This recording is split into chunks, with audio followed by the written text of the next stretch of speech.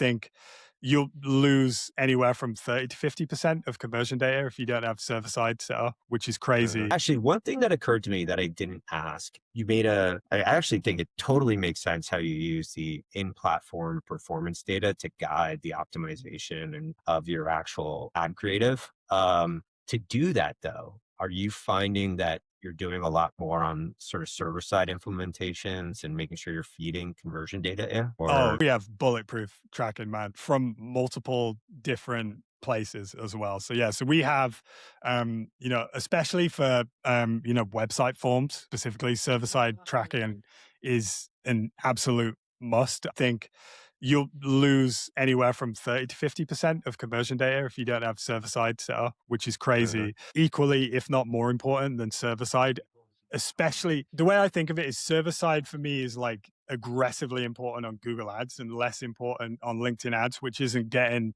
still important. I don't want to downplay its importance, but LinkedIn Ads is less about the direct click to conversion. It's more about, building recall.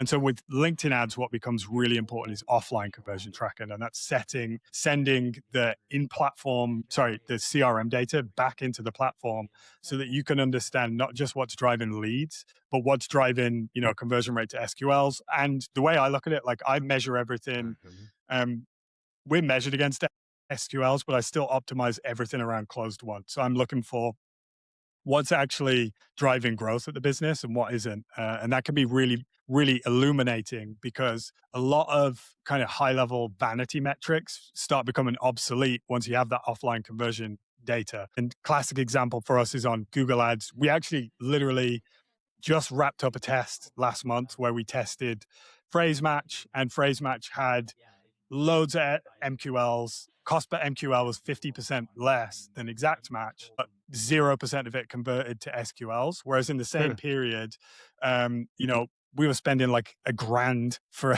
which is crazy, for an MQL on the exact match campaign, but it's like close to 100% conversion rate to SQL. It's like, depending on the month, it's like 60 to 80% conversion rate to SQL. And then, like another 60 to 80% conversion rate to, that's probably exaggerated, like 40 to 60% conversion rate to close customer Right. after the SQL. And so we wouldn't have been able to understand that without that offline conversion data. So most companies will just keep pouring money into those keywords that don't drive business growth.